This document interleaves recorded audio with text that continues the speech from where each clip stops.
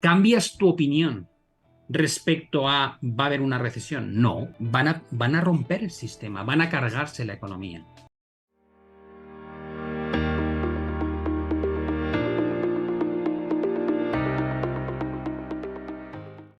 Antes de ver el vídeo al completo, recuerda darle a like, suscríbete a mi canal y déjame tu comentario. Porque está por aquí con nosotros Pablo Gil, una vez más. ¿Qué tal, Pablo? ¿Cómo estás? Hola Héctor, ¿cómo estás? Encantado.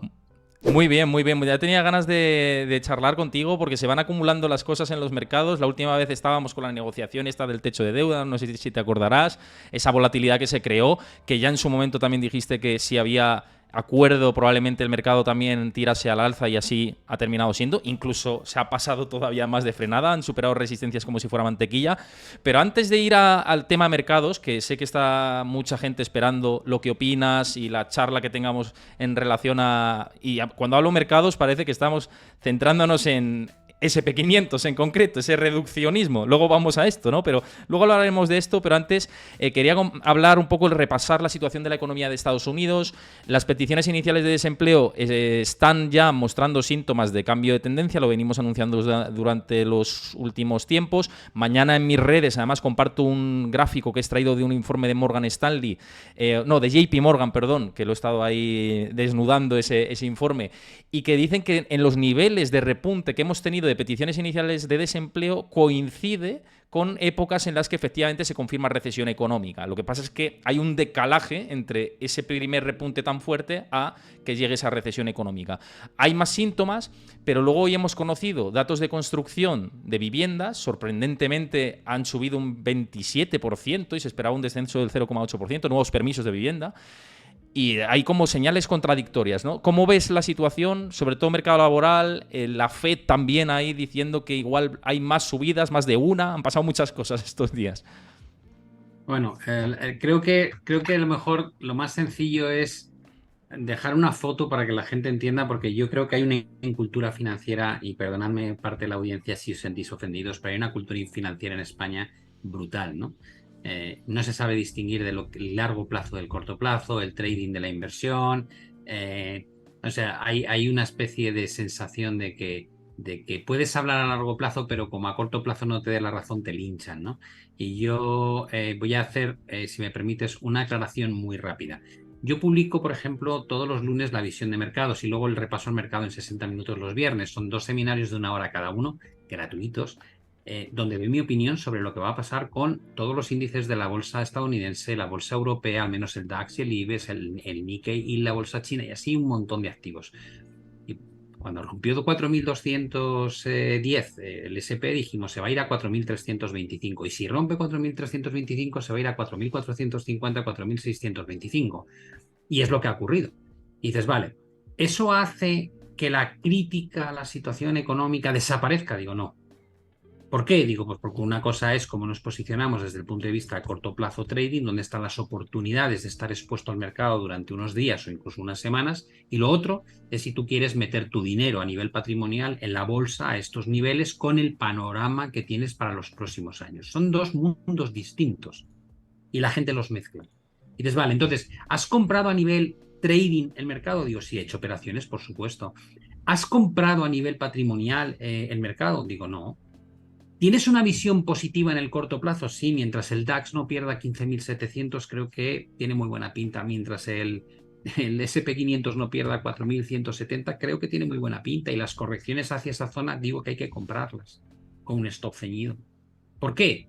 Digo, pues porque se está produciendo una capitulación entre la visión bajista, porque había un exceso de coberturas de cortos, porque había un posicionamiento desde 2022 y principios de 2023 muy, muy agresivo en el SP mini cortos como en el año 2008, y cuando no se da la realidad de la recesión en el corto plazo, la gente empieza a darse cuenta que está mal posicionada y tiene que quitar esas coberturas o tiene que cubrir o rebalancear sus carteras, y eso provoca entrada de dinero al mercado y automáticamente un buen comportamiento. Entonces, vale, hasta ahí que estás explicando. Estoy explicando el por qué sube el mercado y el por qué puede seguir subiendo. Entonces, vale, ¿cambias tu opinión respecto a va a haber una recesión? No. ¿Por qué? Porque cualquiera te diría, porque la FED te dice que no va a haber una recesión. Digo, ya lo sé, ha pasado la previsión de 0,4 a 1%. y tienes también una situación por parte del BCE que te dice que vamos a crecer al 0,9 y al 1,5 el año que viene, con lo cual ninguno de los bancos centrales asume que va a haber una recesión económica. ¿Por qué estás tan negativo? Digo, bueno, pues estoy tan negativo porque tienes una de las curvas más invertidas desde el año 1980 con una probabilidad de predicción tremendamente fiable. ¿Por qué no cae el mercado entonces? Porque la curva invertida no te da el timing. El timing te lo da cuando se desinvierte la curva. ¿Por qué? Pues en ese momento los bancos centrales ven que llega la recesión y empiezan a bajar tipos de interés y se produce el efecto contrario. Por tanto, es la desinversión de la curva lo que de alguna manera te dice que ya la recesión está a punto de llegar. Antes puedes estar 2 años esperando, como ha pasado en ocasiones. Y más cosas, porque el spread de crédito no se ha abierto como debería, porque las primas de volatilidad no se han disparado como debería, pero por encima de todo, porque desde hace 100 años, que es el dato que se puede estudiar más fácilmente porque hay disponibilidad de información, ¿no? Todos los ciclos expansivos, todos y cada uno de los ciclos expansivos han muerto de la misma manera, por incrementar el coste del precio del dinero. Y dices, vale, ¿cómo ha sido el incremento del coste del dinero esta vez? El más rápido de la historia. Desde 1980 no habíamos visto nada igual. ¿Se ha acabado? Digo, no, te acaban de decir que todavía pretenden subir 2 veces más los tipos de interés y el BCE no se atreve ni a decirte dónde está el punto terminal de subidas. ¿Está la economía sensible a la subida de tipos? Por Dios, una burbuja inmobiliaria y con un nivel de endeudamiento histórico. Nunca antes habíamos llegado a estos niveles de endeudamiento. Claro que está sensible al coste del dinero. Y dices, vale, entonces es cuestión de tiempo. Van a romper el sistema, van a cargarse la economía. No me creo el escenario, pero tampoco me creía el escenario de que no iba a haber inflación. Y la hubo. A pesar de que nos decían que no iba a haber inflación. De hecho, cuando hubo inflación te dijeron que era transitoria. Todo es mentira. No me creo el escenario que plantean. Y como no me creo que no vayan a provocar una recesión, tampoco me creo que los resultados empresariales vayan a estar subiendo trimestre a trimestre de aquí a finales de 2024. Y esa tesis, que sigue siendo completamente válida y que cuanto más alargan la política monetaria restrictiva, que no es solo subir tipos, como en el caso del BCE va a aumentar el QT o quantitative tightening, lo único que hace es fortalecer mi idea de que no me quiero meter en el mercado porque de aquí a un año, año y medio, creo que va a estar mucho más bajo. Y eso no tiene por qué colisionar con las oportunidades de trading al alza que se puedan producir cuando se da un evento de que se rompe un techo y eso arrastra a la gente que se meta. El que no entiende esta diferencia está muerto en el mercado, porque va a mezclar conceptos de inversión con conceptos de trading. Y cuando veo muchas de la gente que se airada en las redes, te digo, es que no entiende. El problema de estar tan airado es que no has entendido todavía la diferencia entre tener una visión macroeconómica de inversión a medio y largo plazo a tener una opinión de trading. En el trading cabe todo. Tú puedes ganar pasta comprando tecnológicas que perdían dinero en 2021, que subieron un 500%. Era un disparate, sí, pero de trading podías haber ganado mucho dinero hacia arriba. Luego colapsaron. Son dos mundos que viven en paralelo y que la gente tiende a juntarlos o a combinarlos porque no tienen idea de dividir una visión de largo plazo de una visión de trading. Ahí está el kit de la cuestión. De hecho, un comentario que ha entrado por aquí por el chat va en sintonía con esto que estás diciendo de no saber comparar el corto plazo con el largo plazo, etcétera. Simplemente por hacer la aclaración, me imagino que te puedes dar por aludido por ahí. Pero bueno, fíjate, una reflexión con respecto a lo que dices que en gran medida estoy de acuerdo. Creo que puede ser que en timing, por lo menos yo te digo en mi parte, me podía haber equivocado teniendo en cuenta que las señales de recesión en modelos estimativos predictivos, teniendo en cuenta esos indicadores adelantados, podía haber dado señales ya incluso en el mes de abril y no las ha dado de manera muy notable y reseñable, sobre todo en mercado laboral, muy reseñable, esa es la realidad. Pero creo que aquí han jugado en factor dos cosas, Pablo. No sé qué piensas tú, ahora me dices tu opinión porque me interesa saberlo y me interesa también que lo compartas con la audiencia. Uno, recompras de acciones que siguen siendo brutales y que sostienen muy grande al índice. Te voy a decir 3, porque he dicho 2, pero van a ser 3. Segundo, el boom de la inteligencia artificial y el furor que ha causado tanto en institucional como en minorista, que está generando que 7 megacaps sean las que sostengan las cotizaciones de Wall Street principalmente. Y la tercera, que la liquidez está aguantando más de lo que se estimaba también en modelos predictivos de muchos bancos de inversión. Todavía el exceso de ahorro pandémico sigue estirándose. No sé a ti qué te parece, si crees que esto lo que está haciendo es eso, dilatarse más en el tiempo, esa estimación que tanto hemos hablado por aquí y que, ojo, es que ha cambiado, es verdad, el escenario y la revisión, y hay revisiones al alza de crecimiento económico de cara a este año, como muy bien has dicho, y que en 2024 sí que algunos dicen, no, sí que puede haber decrecimiento económico como Barclays, por ejemplo, otros que también van en esa sintonía, pero que es por estos factores por lo que parece que la goma se ha estirado un poquito más. No sé qué te parece.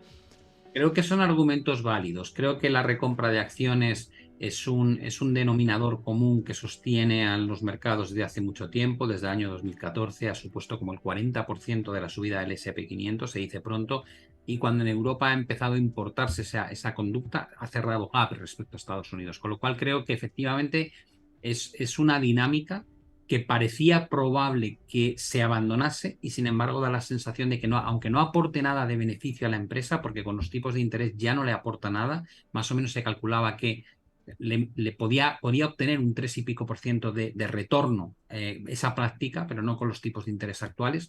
Pero claro, el problema de dejar hacer recompras de acciones es que tienes un problemón gordísimo, ¿no? Con tus cuentas y con los ratios que vas a vender al mercado cuando publiques resultados, con lo cual casi están obligados a seguir haciéndolo. Pero bueno, ese es un argumento evidentemente que está más que medido de lo que aporta un sustento tremendo a la cotización. El segundo factor, cuando hablamos de la liquidez existente, todavía del gasto fiscal en Estados Unidos es brutal, porque se está gastando el último paquete aprobado por Biden en 2022. Y no hay que olvidar que los gastos fiscales en Europa están en todo su apogeo con esos planes, esos 140.000 millones que se han dado a España, que evidentemente todavía queda mucho por llegar a la economía, y los 200.000 de Italia. Por tanto, estímulo fiscal sigue habiendo una barbaridad. Lo que se está drenando de forma rápida es el estímulo monetario, pero el estímulo monetario ha tenido un drenaje inicialmente claro, pero luego con la crisis bancaria se vuelve a inyectar liquidez al sistema, con lo cual, y además se está inyectando por parte de Japón y China. El efecto neto, ha habido drenaje de liquidez, pero no tanto como la gente dice. Por tanto, es algo que iremos notando, pero tal vez lo más importante de todo, en mi opinión, es que la gente dice, ya han subido al 5,25% los tipos y en Europa al 4% y no ha pasado nada. Digo, no, vamos a ver. Han quebrado tres bancos. Han quebrado tres bancos. Bueno, han quebrado tres bancos, pero aparte de eso, es que tú no has notado el impacto de eso. ¿Por qué? Sí. Digo, pues una empresa que tiene un préstamo de 2 años y lo pidió en enero del 2022, no ha reseteado su deuda. Es decir, va a haber un momento en que cuando renueves esa deuda, que es lo que hacen las empresas, los gobiernos, los particulares, cuando la renueves, vas a descubrir que a los nuevos tipos a los que tienes que renovar igual no te compensa, o que no eres viable como empresa, porque eres una empresa zombie y una cosa es al 0% y otra cosa es al 5,25%. Eso no ha llegado. Estados Unidos, dices, hombre, ya va a costarle la deuda pública, financiar su deuda pública, lo mismo que gasta en defensa.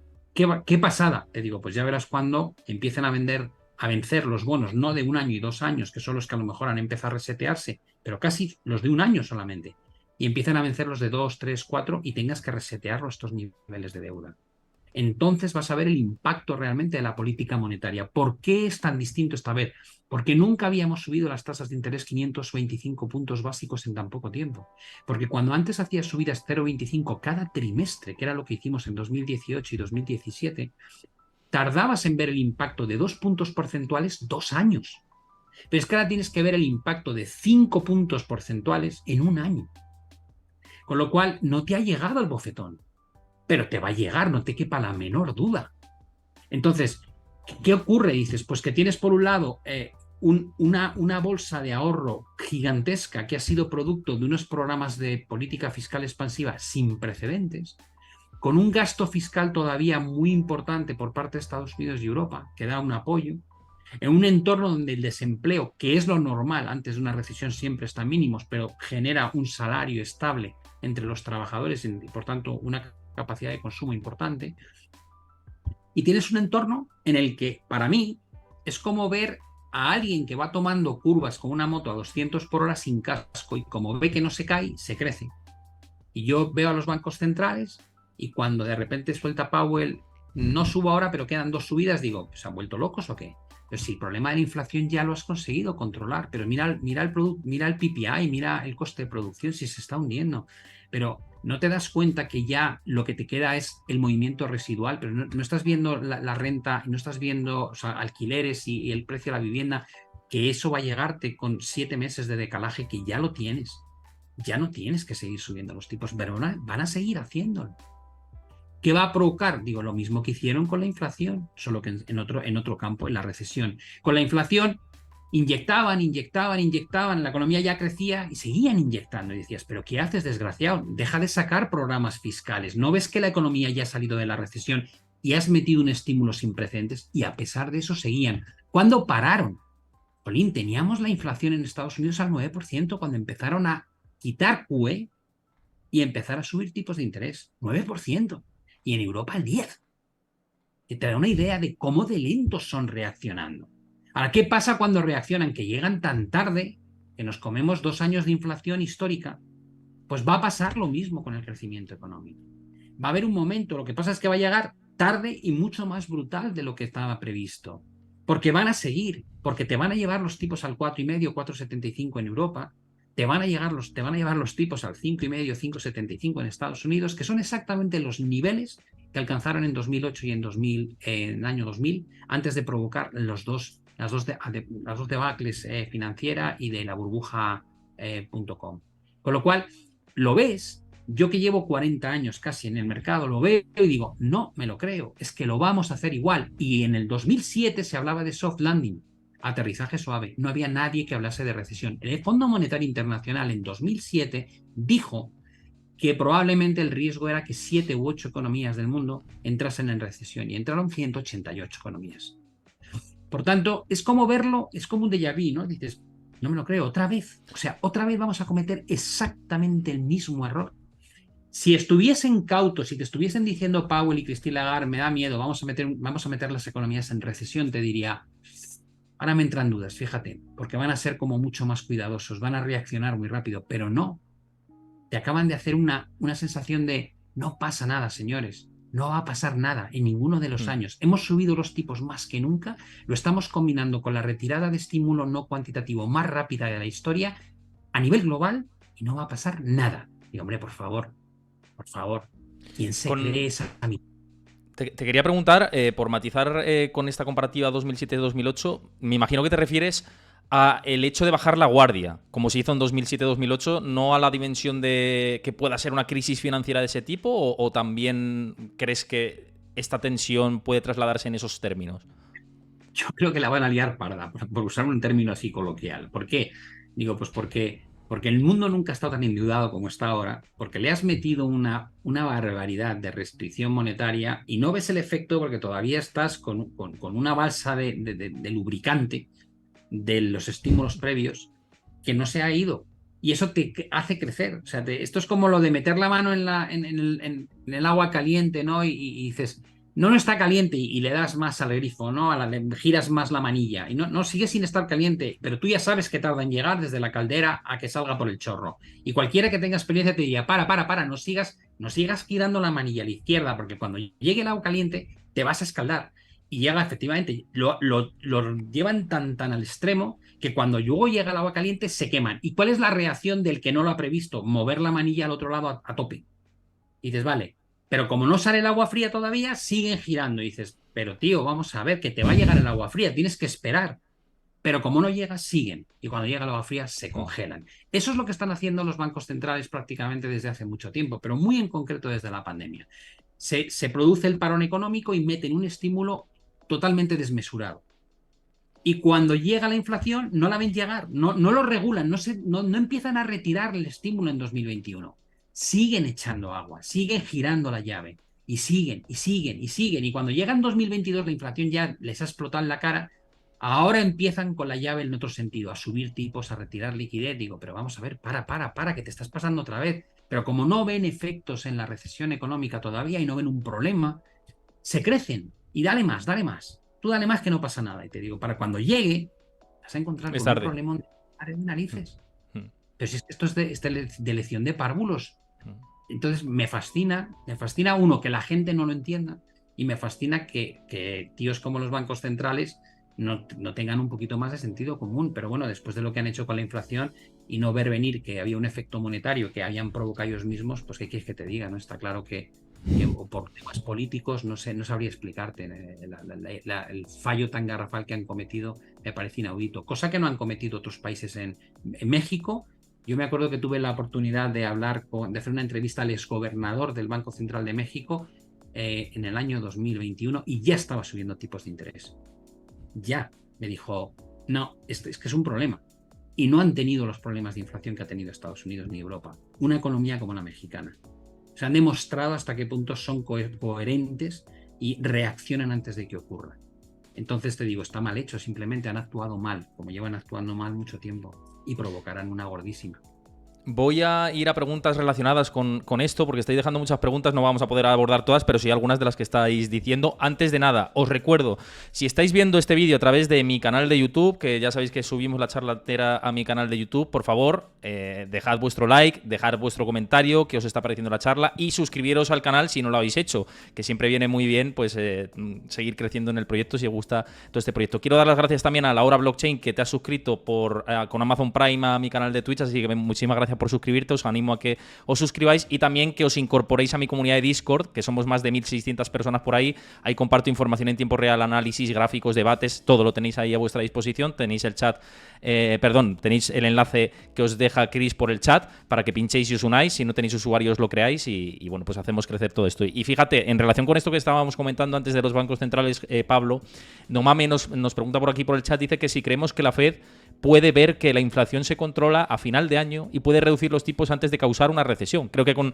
la respuesta que has dicho previamente en esta última pregunta, se te antoja muy complicado esto, ¿no? Hombre, en la medida en que lo último que ha dicho es que quiere subir 2 veces más los tipos de interés, pues no, piensa que el mercado estaba descontando bajadas de tasas en 2023, ahora con lo que nos ha dicho Powell ya no se descuenta eso, lógicamente. Creo que los bancos centrales se han puesto la careta de no me vas a volver a juzgar por lo mismo otra vez. En este caso les juzgamos por no haber controlado la inflación a tiempo. Ya no quieren que les juzgues por lo mismo, con lo cual quieren que la inflación no sea un problema antes de parar. Para cuando deje de ser un problema, como hemos dicho que te hay un efecto de cola, ya será tardísimo. No tienes, o sea, tú no puedes hacer el contravolante del coche. Tienes que hacerlo previamente, ¿no? Tú cuando giras las ruedas hacia la derecha porque el coche se te está yendo de culo se está culeando, tú haces el contravolante y cuando tú ves a los pilotos profesionales revierten el contravolante rápidamente, no lo dejan ahí puesto. Si lo dejas ahí puesto, pasas de un extremo al otro, con lo cual es un toque y lo devuelves. Haces una corrección, pero ellos no hacen correcciones. Ellos llevan el volante hasta un extremo y lo mantienen ahí. Y dices, ¿hasta cuándo? Hasta que el coche pasa por el eje cero. Te digo, pero hombre, pero cuando pasa por el eje cero viene con la inercia del otro lado, con lo cual no se para ahí, sigue hacia el otro lado. ¿Y qué hacen? Vuelven a hacer el contravolante en la otra dirección. ¿Hasta cuándo? Hasta que el coche digo, pero vamos a ver, así conduzco yo, que soy un inútil, pero no un Fernando Alonso o un Carlos Sainz. Y se supone que ellos son los Carlos Sainz y los Fernando Alonso. No lo están demostrando. Te digo, y cuando haces eso de contravolantear hacia un lado y hacia otro, una y otra, digo, acabas en el muro, evidentemente, acabas estampado en el muro. Entonces, creo que van a parar a tiempo. Ya tenían que haber parado y tenían que haber empezado un año antes. Van con un decalaje brutal respecto a la realidad de lo que ocurre.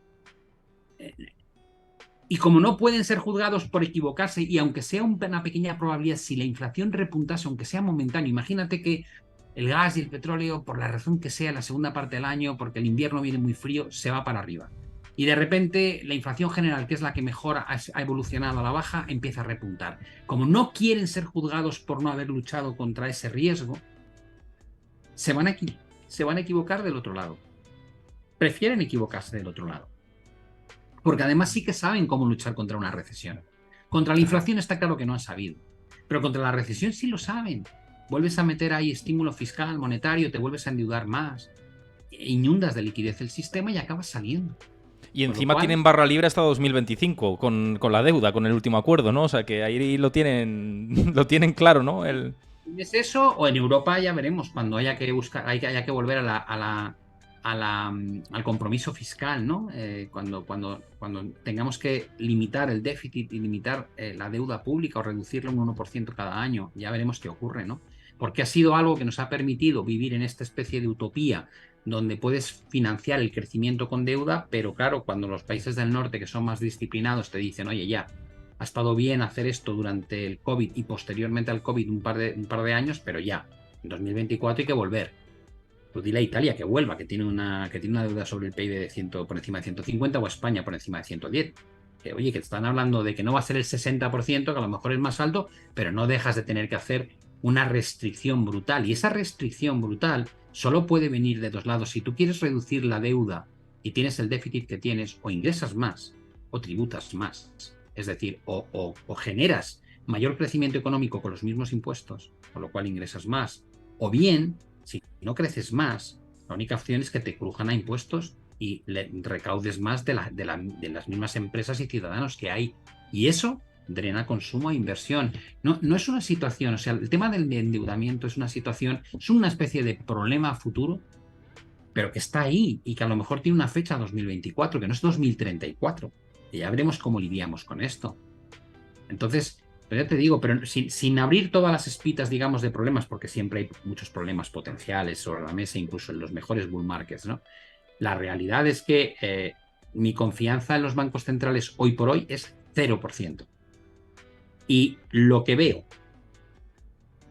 como se suele decir, ¿no?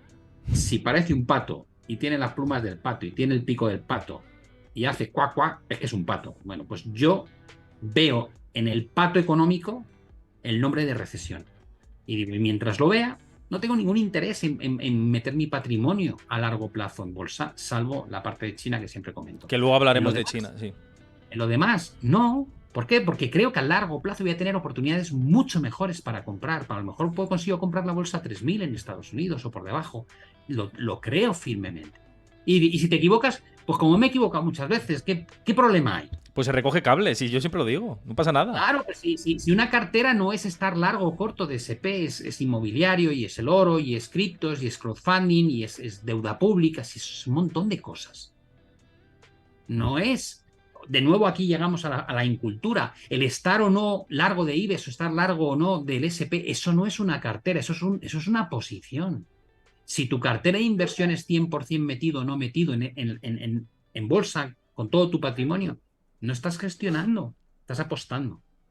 Yo al menos para mí la cartera es una cosa diversificada, que te da un retorno tranquilo pero muy seguro, en el que puedes confiar en base a unos argumentos macro y fundamentales de medio y largo plazo, porque las carteras se gestionan a medio y largo plazo. Lo otro es trading.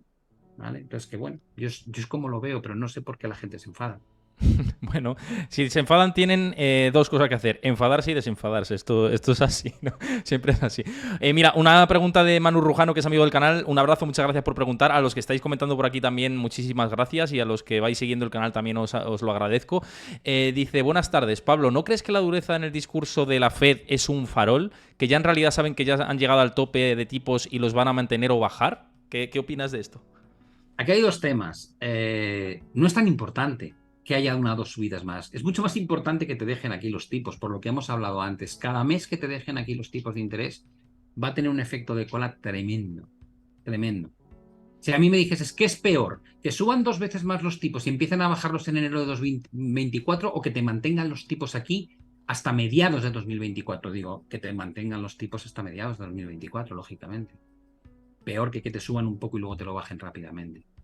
Entonces, no me preocupa mucho, o sea, para que me entendáis, es decir, mi manera de verlo es, tú ya has creado un problema que no se nota. Tú ya tienes el grifo girado desde hace rato hacia el agua caliente, aunque no te estás escaldando, pero te vas a escaldar. Y me estás preguntando, ¿y si lo gira un poco más? Te digo, no, si el problema es cuánto tiempo tarda en darse cuenta que ya tenía que haber dejado de girarlo ahí hace mucho.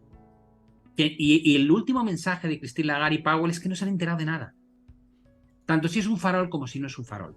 Las intenciones suenan a me voy a pasar de girar el grifo o de mantenerlo girado. Es el mensaje que nos han mandado. Y te digo, pues estamos muertos, te vas a escaldar, sí o sí. Entonces, no le doy tanta importancia a si suben al cero. O sea, subir 500 puntos básicos los tipos de interés en un año es una barbaridad. O sea, la gente no sé si es muy consciente. La única vez que yo he visto bajar 500 puntos nunca los he visto subir, pero la única vez que los he visto bajar fue en 2008, que pasamos de 5,25 al 0 en el mismo año. Es la única vez. Y dices, va, y la bolsa volaría. Digo, no, la bolsa se hundió un 57%. A pesar de eso. Es que siempre los suelos de la bolsa, Pablo, y esto coincidirás, siempre, históricamente, salvo creo que una o dos veces, siempre el suelo de mercado se ha alcanzado cuando ya estamos en el ciclo de bajada de tipos y cuando está bien entrada la recesión. Esto históricamente ha sido así. Y luego tienes otro tema, ¿no? Y dices, 2001-2002, digo, sí, te pasaron los tipos del 25 al 1%. Y dices, vale, pues entonces, con ese estímulo monetario, la bolsa volaría. Digo, no, la bolsa, el Nasdaq bajó un 83% y el SP500 un 50%. El Nasdaq, el DAX un 73%, en ese periodo. Y dices, vale, ¿puede ser compatible que la bolsa suba mientras te suben los tipos? Digo, estamos viendo que puede hundirse la bolsa mientras te bajan los tipos. Por supuesto que sí. Por supuesto que sí. ¿Qué es lo que provoca que se hunda? No que los estén bajando, que los subieron más de la cuenta antes, que han pinchado burbujas que habían generado condiciones extremadamente laxas. ¿Ahora qué ocurre? Dice, pues que vas a pinchar las burbujas que has generado por políticas ultralaxas. ¿Cuáles? La vivienda, determinados sectores de la economía que son zombies, que son compañías que no ganan dinero y que no tienen ningún sentido, compañías muy buenas, pero que a lo mejor cotizan a múltiplos disparatados, como pasa con Nvidia, a más de 43 veces beneficio, o ventas, perdón. Ventas, Claro, que eso ya es... ventas. Y dices, sí, pues claro, y hasta Tesla no llegó a esas valoraciones, ¿no? de precio-ventas. Y mira luego lo que ocurrió, ¿no? Entonces, no sé, hay veces como que la evidencia es tan grande que dices, ya no se trata de si aciertas o no aciertas. Digo, es que yo no quiero estar a 200 por hora sin casco tomando curvas en la moto. Es que no quiero. Ya, pero este tío no se ha matado nunca. Digo, genial, pues bien por él. Yo no quiero. ¿Quieres estar en la bolsa con este entorno macroeconómico y estas políticas monetarias y estas valoraciones? Digo, no, no quiero estar. Igual te lo pierdes, digo, genial, pues pégate 4 rulos por el circuito a 200 por hora sin casco y disfrútalo. Conmigo no cuentes. Es así de sencillo, no pasa nada. Es mi decisión personal. Yo tengo mi patrimonio invertido en cosas que van muy bien. No necesito todavía meterme en esas bolsas, en esas circunstancias. No pasa nada. Pero si yo no obligo a nadie a que haga lo que hago yo. Esa es la diferencia. Mucha gente te increpa, ¿no? Es que tal, es que deberías. Digo, pero ¿cómo que es que deberías? Pero te digo yo lo que deberías hacer tú. Yo comparto lo que hago por si a alguien le gusta escuchar mis argumentos. Pero yo no le digo a nadie lo que tiene que hacer. Haz lo que quieras. Es que las decisiones son personales de cada uno. No, Claro, no mías ni tuyas. Claro, Héctor, yo te digo, si tan positivo eres en la bolsa, me parece fenomenal, tío. Ojalá hayas comprado abajo, ojalá compres y ganes dinero, me parece fenómeno. Pero no me lleves a mí a ese juego, no me apetece. Porque yo tengo mi forma de analizar y mis conclusiones y cargo con mis errores igual que con mis aciertos. Entonces, es tan sencillo como eso. Y hay una sensación en las redes sociales especialmente donde la gente pues pretende, ¿no? Como decir, juzgar, digo, pero si vamos a ver, si esto es tan sencillo como si no te gusta algo, no lo consumas. Pero si el contenido que está dando Héctor o que puedo dar yo es gratuito, en una parte importantísima. No te gusta, no lo consumas. Este restaurante es perdona la expresión, una mierda, ¿no? Y dices, voy a ir todos los domingos para quejarme. Digo, no, hombre, no. Te vas una vez, no te gusta y dejas de ir. A lo mejor haces una crítica, pero dejas de consumirlo. Para mí la gente que consume mi contenido y luego lo critica me hace gracia. Digo, qué absurdo, ¿no? Si no te gusta, anda que no hay por ahí miles de canales, a lo mejor que te gustan más o que encajan o consume esos canales, ¿no? Yo no veo las películas que no me gustan, veo las que me gustan. No sé, Me hace mucha gracia. Lo de las redes sociales no deja de ser un tema muy curioso, la verdad. Es verdad que hay gente que es ingeniosa. Te lo dije cuando te vi en persona la última vez, que hay un tío que siempre que subo tus vídeos a YouTube pone el oso y el madroño y tengo que decir que me hace mucha gracia. O sea, hay gente que es ingeniosa, pero luego hay otros que dices, mira, yo ya, lo que hemos hablado antes fuera de micros, prefiero intentar pasar lo máximo posible. Me falta tu experiencia para que me resbale mucho, pero, y sobre todo porque, claro, valoran siempre la parte ridícula y el detalle nimio, ¿no? Y no van al grueso de decir, joder, yo te he dado contenido desde Estados Unidos, por ponerte el ejemplo. Te he traído expertos de Wall Street que a ver en qué canales los estás viendo en habla hispana, ¿no? Y estás valorando que si el S&P 200 puntos más de lo que yo he estimado en un modelo predictivo. Joder, macho, es que también... Pero Héctor, no te tienes que quemar. Date cuenta que Sí, sobre gustos no hay nada escrito, ¿no? A mí, por ejemplo, que yo sigo a otros influencers y a otras personas en las redes, siempre me pasa, ¿no? Que a veces veo a alguna gente que me parece muy brillante y tiene poca acogida, pocos seguidores y pienso, qué raro. total. Con lo que me gusta a mí lo bien que lo hace este tío, que poca éxito aparentemente tiene. Y luego me pasa lo contrario también. Veo gente que no me gusta cómo transmite, que a lo mejor me parece muy histriónico en la forma de comunicar, eh, y pienso, pues a mí no me gusta, y sin embargo tiene tropecientos mil seguidores, ¿no? Y eso lo único que dice es que hay una pluralidad de gustos enorme en el mercado y en todas las cosas, y me pasa con los canales de televisión y con todo tipo de cosas, y digo, en el momento en que asumes que hay una variedad enorme de consumidores y de proveedores de producto, dices, bueno, pues cada uno busca la adecuación, ¿no? De lo que te llena. Y cuando entiendes eso, dices, a mí, te lo digo de verdad, hace año y medio me cabreaba mucho y debatía mucho con la gente de, pues no tiene razón, pues es por esto y tal, me parece mentira, yo no he dicho eso. Y ahora es que me da igual. De verdad, lo digo, me encanta la crítica constructiva, pero vamos, es que no pierdo un segundo en la crítica, ya ni las contesto. Es como decir, pues mira, oye, me parece muy bien, si estás amargado con la vida, pues es tu problema, yo no tengo la culpa, ¿no? Que no te gusta o que no estás de acuerdo, me parece fenomenal, pero a mí me da igual tu opinión. Es que me da igual tu opinión. O sea, Ni ¿qué siquiera, Pablo, piensas? entras a bloquear solo por saber la No, dinámica que no, no, haces. no, no hago nada, no hago nada, simplemente Mm. me abstengo de contestar. Es un poco como decir, eh, el que te hace la crítica pretende que haya una reacción por tu parte, ¿vale? Porque si no, no te hace la crítica. Es que quiere que le contestes. Y yo la pregunta que hago al que hace la crítica es, o sea, por alguna razón, ¿crees que a mí me compensa perder algo de tiempo en lo que tú opinas y por qué das por hecho que a mí me importa lo que tú opinas? O sea, igual que tú me criticas a mí, ¿por qué tú das por hecho que a mí me importa lo que... Es que a lo mejor te considero que no tienes prácticamente ni un 1% del conocimiento que tengo yo, que llevo 40 años en esto. Con lo cual, o sea, ¿qué crítica constructiva me interesa? Me interesa la de otros profesionales como yo, gente que lleva en el mercado mucho tiempo, gente que sabe más de otros aspectos, a lo mejor de los que toco, de inmobiliario, pues me da un repaso y me dice, no, mira, lo has enfocado mal. Eso me interesa un montón. Gente que sabe de cómo plantear contenido en YouTube, claro que sí, de otros youtubers, sí, por supuesto. Es decir, aprendo de la gente que tiene un talento. Pero tú imagínate que fueses Carlos Moya, ¿no? Y llega Rafa Nadal y dice, ¿tú crees que Carlos Moya escucharía a Rafa Nadal sobre tenis? Digo, sí. Pero si yo voy a la pista y le digo a Carlos Moya, oye, Carlos, creo que tu agarre la muñeca, me miraría y diría, importa tres narices lo que tú opines. Bueno, pues el que te critica en el canal de YouTube no entiende este concepto. Que a nosotros, salvo que esté contrastado su conocimiento, nos importa muy poco lo que opines. Creo que es algo que rompe los modelos y a lo mejor esto me llevo mucha crítica por ello, pero es la realidad.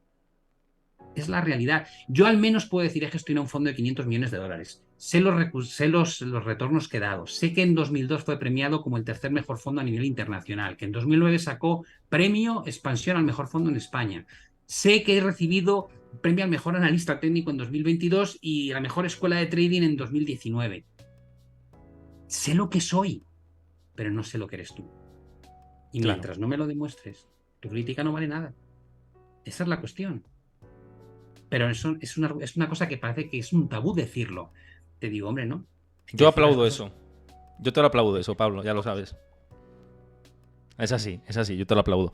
Bueno, y además la gente por aquí, por el chat, también están opinando exactamente igual con esto. Cada uno tiene su idea, su pensamiento y lo que dice Pablo, críticas constructivas, bienvenidas todas. Es que aprendemos de la crítica constructiva, pero se nota Total. cuando es constructiva a destructiva. Se nota mucho ese cambio totalmente. Oye, por ir a más temas, que además esto sí que sé que ha gustado y han seguido el canal de Twitch unas cuantas personas. Os doy las gracias a todos los que estéis siguiendo el canal. También, si me veis desde YouTube, vuelvo a insistir, dadle like, suscribiros y dejad vuestro comentario, a ver si estáis de acuerdo con todo esto. Y además, quería hablar, porque Montoya, que es un habitual de mi comunidad de Discord, que una vez más os invito a que os unáis también por ahí, nos ha preguntado, además es un tío que comparte unos informes de banca de inversión estupendos y gráficos y la leche, es fantástico. Y nos dice si nos costaría ver al SP por debajo de los 4.000. Sé que hemos hablado ya del S&P, pero dice, ¿no os cuesta verlo por debajo de los 4.000? Me imagino que en este corto medio plazo con la tendencia alcista que se ha activado. No sé, yo ya he dado mi valoración de esto en otros programas, pero te pregunto la tuya, Pablo. ¿Cómo Mira, te parece esto? te voy a responder probablemente con algo que yo, bueno, lo he contado en el libro, y es algo que lo he contado en vídeos también, ¿no? Yo en el año, yo me salí en 2020 del mercado relativamente bien y vi el desplome y empezó a recuperar y no me moví. Y entré tardísimo, entré en noviembre de 2020. Y dices, bueno, tío, te habías perdido casi todo, ya había vuelto la bolsa americana donde estaba o incluso estaba un poco por encima. Digo, sí. ¿Y qué te lleva a hacer ese movimiento? De repente de entrar. Digo que cuando vi la magnitud de los programas de política monetaria y fiscal, dije, da igual la situación económica. Esto va a subir. Y entonces los argumentos me llevaron a comprar, no el precio, los argumentos. Y dices, vale, ¿podría caer por debajo de 4.000? No lo sé. ¿Podría llegar a 2.000? No lo sé. Lo único que sé es que mientras los argumentos me alerten de que hay un riesgo enorme de quemarme, me voy a meter. Y dice, pues igual te metes en 5.000. Digo, pues puede ser, pero si es que no pasa nada. A mí no se me caen los anillos por entrar luego a 5.000, si es que hay que entrar a 5.000 porque se demuestra que no hay recesión económica, porque el control de la inflación ha sido un éxito, porque han conseguido volver a dejar los tipos en un 2,5, que es mucho más razonable. Pues compraré a 5.000, ¿qué problema tengo? Pero mientras perciba los riesgos, lo único que me va a llegar a comprar habiendo riesgos es que haya una capitulación. Es decir, el único argumento que a mí me lleva a decir, pese a que no veo la solución, ya quiero estar, es cuando nadie quiere estar. La bolsa china no quiere estar nadie. Y por eso yo estoy. Pero tú no ves riesgos. Digo, claro que hay riesgos. ¿Cómo no va a haber riesgos si ha caído un 75% de máximo a mínimo? Por Dios. ¿No crees que puede ser que no crezcan al 5 y pico? Claro. ¿No crees que el problema de inmobiliario no esté resuelto? Claro. ¿No crees que puedan tener un problema de modelo económico? Porque si el inmobiliario representaba un 30 y tantos por ciento de forma indirecta en el PIB, esa parte no la tienen. Claro. ¿No crees que pueda haber una batalla por parte del G7 por cerrar la puerta en el comercio internacional a China? Claro.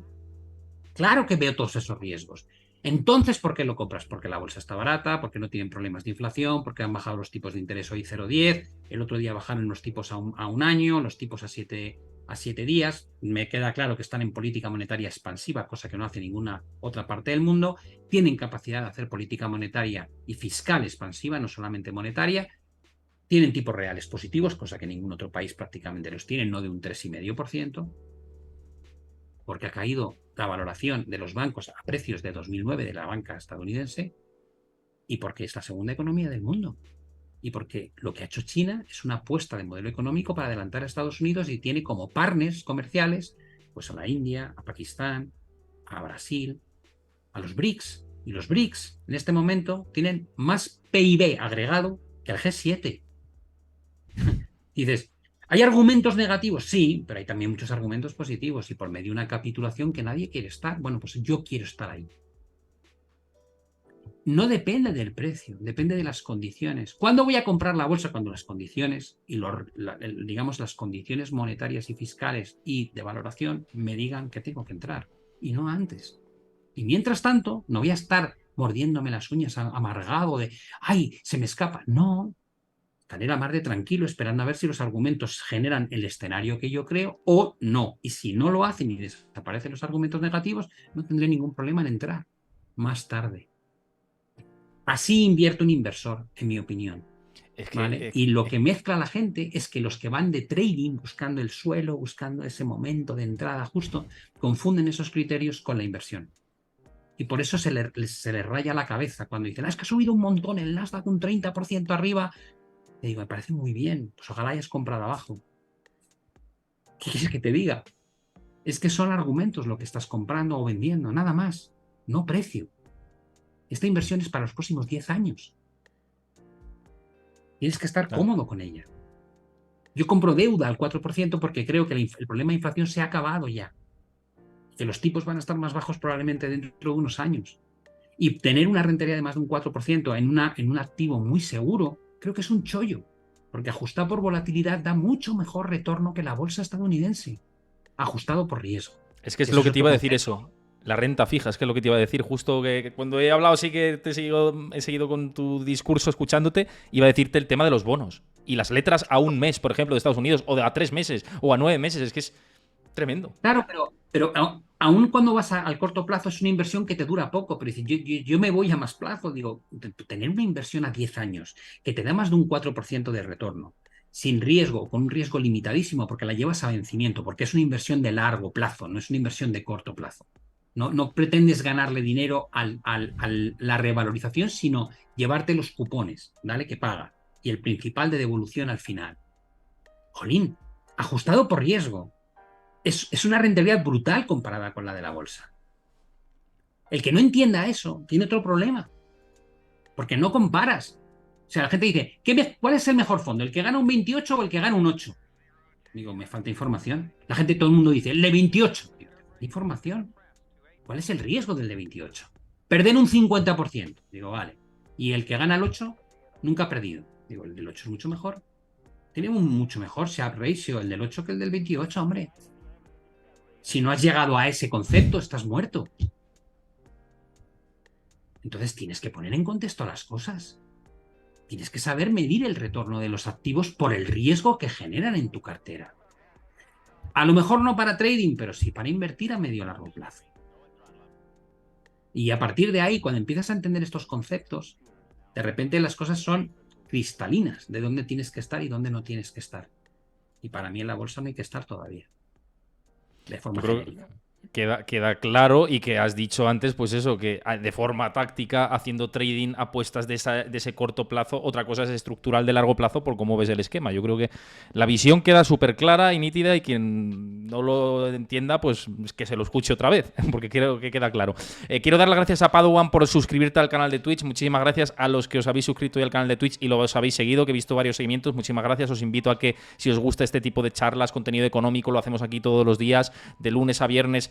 Hacemos streaming 4 días a la semana como poco. Esta semana es verdad que va a ser más corta de streaming, pero que hacemos contenido habitualmente, así que os animo a que sigáis el canal y os vayáis uniendo por aquí a los nuevos que estéis. Y relacionado con China, que lo comentabas ahora, Pablo, nos preguntaba antes Jokama44 si crees que el crecimiento económico de China y de Estados Unidos puede empezar a ir por separado, es decir, que haya una dispersión ahí del crecimiento y que al final, esto lo añado yo, China termine haciendo ese sorpaso a Estados Unidos que tanto se ha comentado, ¿no?, en términos económicos durante mucho tiempo. Es una pregunta buenísima. Yo creo que, y aquí sí que tengo dudas, ¿no? Pero es una teoría que yo tengo y que me gustaría, ojalá, que funcione. Creo que como hemos dejado atrás la globalización como la entendíamos durante las últimas 3 décadas, ¿no? Al final, muchísima de la producción que se hacía en países desarrollados se llevaba a países emergentes, ¿no? Lo hemos hecho en China, lo hemos hecho anteriormente en los tigres asiáticos. Lo hacía Europa con Estados Unidos hace 200 años. O sea, es muy curioso cuando te fijas un poco la historia y no miras solamente 10 años, sino que miras de verdad para atrás, dices, oh, es que el mercado emergente era el americano en aquella época. Bueno, la cuestión es que dices, y ahora, digo, bueno, yo creo que China ha hecho un movimiento espectacularmente inteligente porque el siguiente área emergente, de verdad emergente, que va a haber durante décadas va a ser África. Y donde más apuesta ha hecho desde hace décadas es en África. Y está elaborando unas relaciones comerciales muy interesantes. Pero de alguna manera pienso, si el mundo ya no es global, si ya una economía emergente no depende de las grandes economías antiguas o más viejas como Estados Unidos o Europa, Europa yo creo que se va a quedar como algo residual, ¿no?, en el mundo, en términos de aporte, en términos de PIB. Creo que lo que más va a importar son las relaciones que se establezcan entre las economías que van a ser más potentes. Si tú miras las estimaciones del Fondo Monetario Internacional, China y la India van a ser las dos nuevas potencias que van a generar más crecimiento económico de forma generalizada al mundo durante los próximos 15, 20 años. Con lo cual, me interesa mucho ver cómo se posiciona China en ese nuevo plano, con quién hace alianzas, dónde se genera, cómo financia el comercio internacional, con qué divisa lo hace. Está fomentando el uso del yuan cada vez más con Brasil, con países del Oriente Próximo, con Rusia. Creo que son estrategias de largo plazo muy inteligentes, ¿no? Desde ese punto de vista, creo que sí, que puede pasar que que poco a poco se desvincule un poco el crecimiento de unas regiones contra otras. Cuanto menos global sea el mundo, más fácil va a ser que eso ocurra. Pero no va a haber una desvinculación total, lógicamente. China es un gran exportador y lo que pasa en el resto del mundo le va a afectar sí o sí. Pero bueno, tal vez no tenga una dependencia tan clara como la que hemos tenido de Estados Unidos como primera potencia económica, que la sombra de Estados Unidos llegaba a todos los rincones del mundo, ¿no? Tal vez eso empiece a cambiar y sea menos relevante. Siempre va a haber un impacto. Yo creo que lo que ocurre en una economía muy importante se va a trasladar al resto. Pero confío en que cada vez sea menos relevante y haya un bloque emergente que vaya un poquito más por libre, poco a poco, pero va a llevar tiempo. Yo fíjate que, por trasladarte un poco mi opinión, a mí me da miedo que un país como China se convierta en el hegemónico. Quiero decirte, prefiero una democracia con sus fallos y sus cosas oscuras como Estados Unidos a un régimen como el que tenemos actual en China. ¿Quién sabe qué va a ser China de aquí a 30 años? No lo sabemos. Si la población se va a rebelar contra el sistema comunista, es que no lo sabemos. Pero yo prefiero un sistema con sus fallos, insisto, como Estados Unidos a China. Pero es verdad que la dinámica nos está llevando por ahí. Es un debate precioso. A mí estas partes son las que más me gustan. Yo estoy cansadísimo de hablar de economía siempre, ¿no? En el plano político, que nadie confunda la oportunidad de inversión en China con que yo respalde el régimen Desde chino. O sea, luego, no desde tiene luego. nada que Esto lo sé. Y conociéndote lo Claro, sé, no vamos. tiene nada que ver. O sea, para mí es una oportunidad, pero no quiere decir que me parezca que cómo tratan los derechos humanos esté de acuerdo con ellos o cómo Total. manipula la divisa esté de acuerdo con ellos, ni muchísimo menos. Pero claro, también te digo, no hay que ser hipócrita en la vida, ¿no? Y cuando yo me voy a Estados Unidos, que se supone que es la cuna del capitalismo moderno y donde más libertad, digo, perdona, ¿libertad de qué? O sea, libertad de que la Reserva Federal ha estado interviniendo en el mercado de deuda pública durante años, desde el año 2009, que has estado financiando al Tesoro, que básicamente es darle la maquinita de crear dinero al gobierno, porque puedes financiar cualquier crecimiento con deuda, que cuando hablas de capitalismo, pero cuando caen los bancos, empiezas a garantizar los depósitos más allá del límite que habías prometido, que buscas compradores para los bancos que caen, no los dejas que caigan de verdad, que cuando hay una pandemia mandas dinero a la población, que financias a compañías con préstamos a tipos súper favorables como Apple, que le sobra la pasta, que permites que compañías que estaban haciendo share buybacks, es decir, que estaban quemando el dinero que tenían para hacer que subiese el precio de sus acciones en el mercado, cuando hay una crisis, en lugar de decirle haber sido más responsable con cómo gastabas tu dinero y haber generado más reservas, no, a esas las arreglas el cuerpo, que de alguna manera les solucionas el problema, que cuando hay un problema con el sector de la energía haces un bailout a todo el sector o a las aeronaves, o sea, en este caso al sector aeroespacial, cuando hablamos de compañías aéreas. Eso es capitalismo. Esa intervención masiva cada vez que hay un problema. Eso sí, cuando una compañía lo hace muy bien, el directivo, el CEO, se lleva un dineral, porque lo ha hecho muy bien. Pero cuando lo hace muy mal, le hacemos un bailout con dinero público, porque la deuda es dinero público, que luego tarde o temprano hay que cubrir, ¿no? Y dices, perdona, ¿de capitalismo de qué? ¿Me De estás amigos. Capitalismo de amigos, Pablo. capitalismo para el éxito y un socialismo para las pérdidas, macho? Sí, Eso no es capitalismo. Entonces dices, el sí. modelo de China no es bueno. Digo, no, es verdad, totalmente de acuerdo. Digo, pero el modelo estadounidense, perdóname, que acaba de salir ahora información de que en 2022 uno de los consejeros de los gobernadores de la Fed ha estado haciendo insider trading después de que ya les crucificasen porque lo hicieron en 2020. Los tíos que deciden cuánto dinero tiene que haber en circulación, el precio del dinero y qué compran, compran para sí mismos activos antes de llevar a cabo eso en cantidades de trillones de dólares. ¿Crees que eso es serio? Que la Reserva Federal, que está compuesta, es un medio público, medio privado, y están los 12 principales bancos de Estados Unidos ahí metidos. ¿Crees que eso es normal?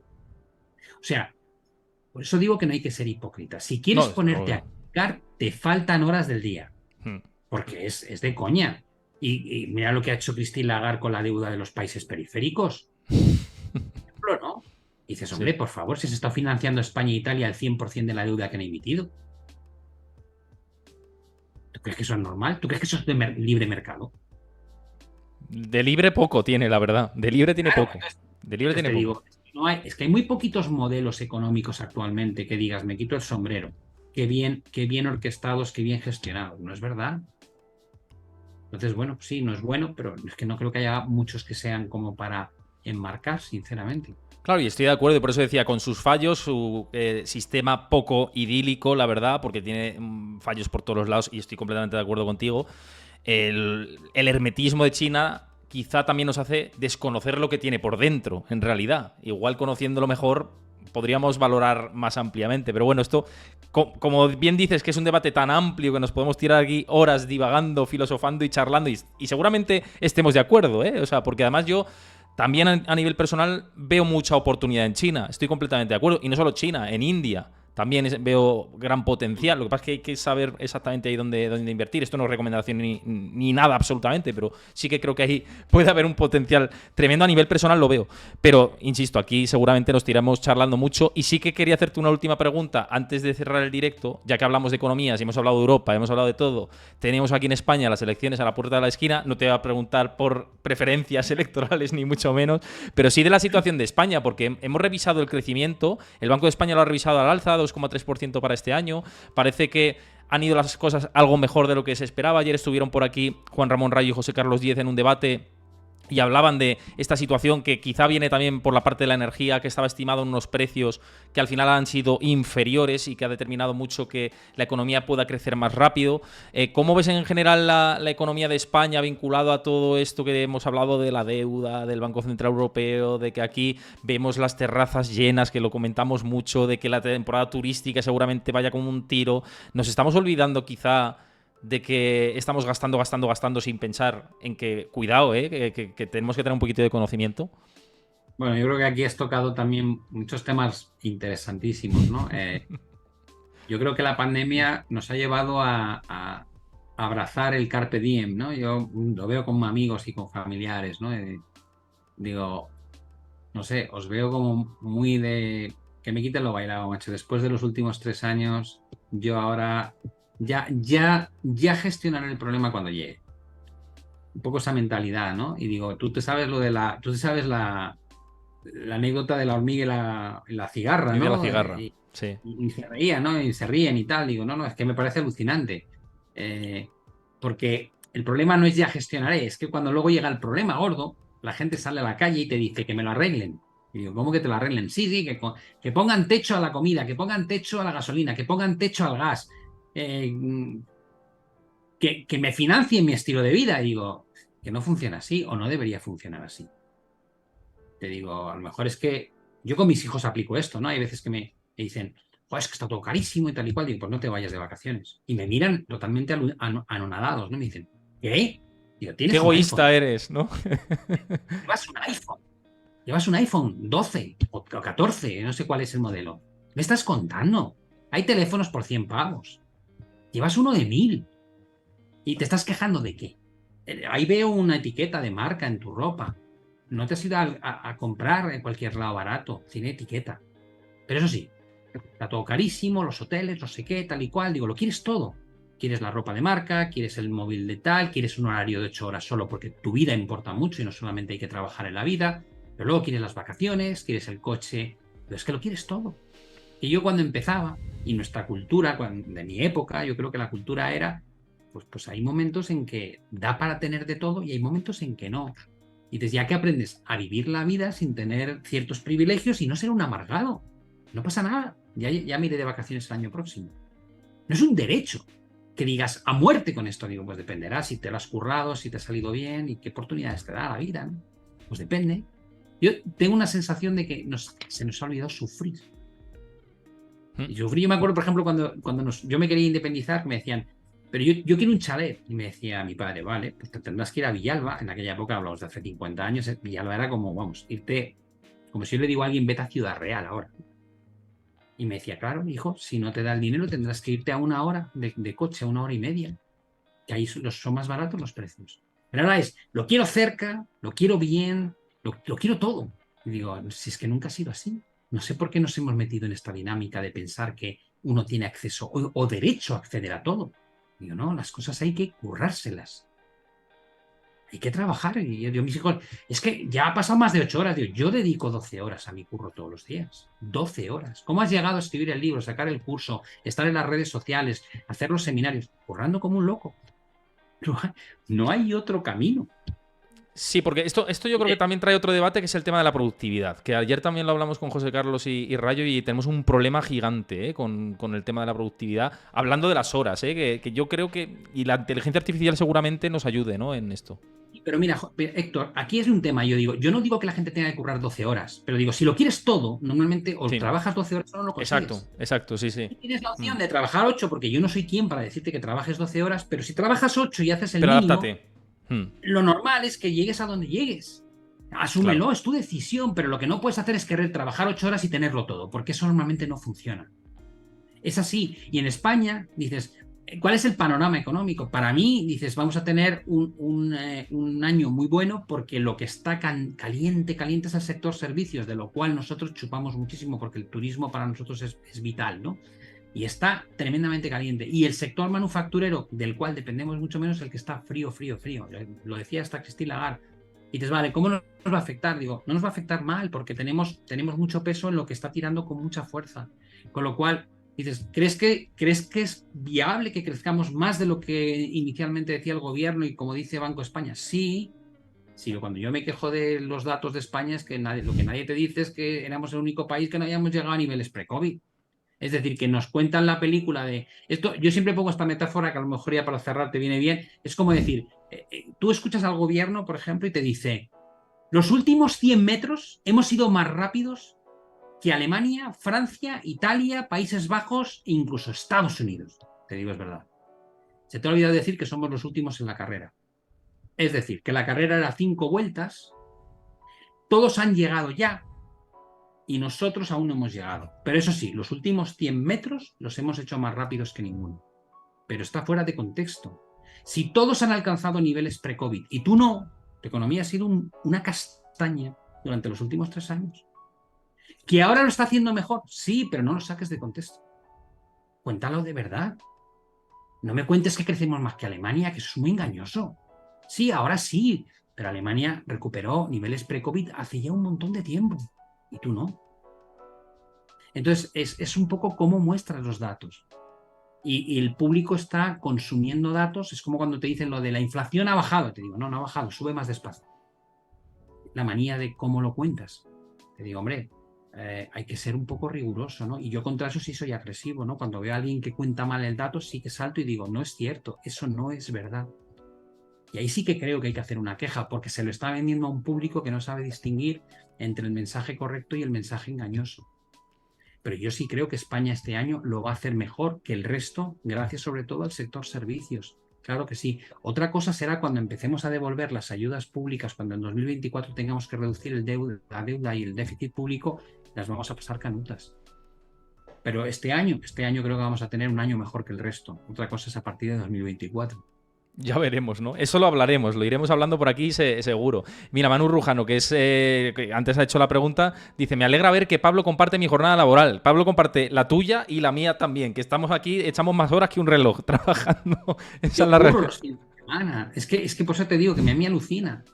Claro, y lo que no te da tiempo de lunes a viernes, ya acaba a las 10 menos cuarto de la noche muchos días. Pues lo dejas para el fin de semana y dices, fin de semana, ¿cómo vas a estar currando? Pues aprovechas para hacer temas de facturas, porque ser autónomo es lo que tiene, y temas fiscales, y contestar aquello que no te ha dado tiempo a contestar, y preparar trabajo para la semana que viene porque ves que no te va a dar tiempo, porque tienes muchas reuniones, tienes mucho trabajo que hacer. Claro. O sea, yo no. Sí, evidentemente hay gente que se forra porque hereda, pero la gente que levanta algún negocio de abajo es a base de esfuerzo. No existe otra forma. Y en ese punto de vista, el autónomo está muy mal visto y es porque la gente no es autónoma. Si fuese autónoma, alucinaría la diferencia que hay. Mi mujer es funcionaria, ¿no? Y me lo decía, me decía, jo, jamás pensé, ni si me podía ocurrir que tú trabajabas como trabajas. Digo, sí, cariño, es la única forma. Y ¿Sí? te digo, y esto probablemente, yo hablo de mi experiencia porque no conozco a los demás, pero seguro que a Héctor le pasa lo mismo y seguro que a una grandísima parte, todo el que tiene un negocio, todo el que tiene una empresa, seguro que trabaja 7 días a la semana, con todas las preocupaciones que eso le genera. que no tiene nada que ver con la vida del que se va a las 5 de la tarde a su casa y se despreocupa y encima viene garantizado el puesto de trabajo de por vida. Dices, creo que hay, el salario es muy distinto, digo, pero es que la responsabilidad también es muy distinta y el riesgo es muy Exacto. distinto. Y este riesgo, este retorno, este mismo concepto riesgo-retorno funcionario autónomo que asume pues el riesgo de montar algo que no salga bien y perder todo su dinero, es lo mismo que tenéis que entender con las inversiones. El estar ganando mucho, pero con un riesgo muy alto, o el estar ganando poco, pero con un riesgo muy bajo. Bueno, pues el funcionario, digamos, con todo mi respeto, ya os digo, mi mujer es funcionaria, es el bono. Da poco retorno, o recibe poco retorno, pero con muy poco riesgo. Y el otro es la bolsa o la cripto, que tiene mucho riesgo, pero si sale bien, ganas mucho. Son dos activos distintos, tienes que combinarlos para que tu cartera sea eficiente. Creo que de esta manera podemos cerrar un poco, ¿no? el círculo de Sí. lo que hemos ido hablando. Sí, sí, justo. Y además, mira, ahora que lo decías también, me mencionabas, Chris estaba comentando por aquí, por el chat, dice, también es un tema de productividad. Dice, Héctor es la persona más productiva que conozco. Gracias por... Hombre, si viene de ti, ¿de quién si no me lo va a decir? Pero es verdad que yo tengo una productividad, o lo intento tener una productividad alta, y es verdad que estoy muy conectado a ver cómo va este vídeo, a ver cómo va no sé qué, a ver las redes, esta red, la otra no sé qué, llamar a no sé qué, lo que dices tú. Yo estoy siempre enganchado al trabajo, pero es verdad que es por vocación también. Si no, evidentemente no apuestas por algo que no tengas vocación. Pero el cierre que haces me parece magnífico, no te quito ni una coma, estoy completamente de acuerdo además con lo que dices, y yo creo que es inspirador también para la gente que quiera emprender, lanzarse a hacer algo. Oye, arriésgate, estoy completamente en esa misma sintonía de que sin riesgo no hay gloria y que cuesta, y que la gloria cuesta, y mucho, y muchas horas y mucho sacrificio, y renunciar a incluso a ver amigos, a ver a familia, a muchísimas cosas, esa es la realidad, pero hay que saber elegir en la vida. Yo he elegido este camino y veremos si sigue yendo como está yendo hasta ahora. Pablo, como siempre, un lujo tenerte por aquí y charlar contigo. Yo ya sabes que me lo paso fantástico. Sí, bueno, yo también, Héctor, y además creo que hace falta más debate, debate y compartir modo de pensar que no sea solo sobre economía. Creo que hay que, o sea, qué bonito es poder hablar de política sin que la gente salte a gritarte que eres de un lado o de otro, o de riesgos geopolíticos o de posicionamiento de Estados Unidos y China, sin que se te etiquete. Simplemente tú das tus argumentos, debates, escuchas los del otro, te nutres, asumes que hay argumentos muy buenos que te han soltado y que los quieres utilizar a partir de ese momento en tu propia argumentación, pero, pero con el respeto. Si es que hay veces que el otro día hablaba de las redes sociales y diría, pero tan difícil es poder compartir opiniones contrarias sin que haya un energúmeno que te ponga a caer de un burro. Digo, si es que hay que conseguir recuperar la capacidad de eso, de debatir y de exponer argumentos. Eh, y seremos mucho mejor sociedad si conseguimos hacer eso, ¿no? Pero parece como que las redes sociales a veces se enquistan y casi provoca el efecto contrario, el contraproducente en lugar del productivo. Pero bueno, ahí Aunque por estamos. la...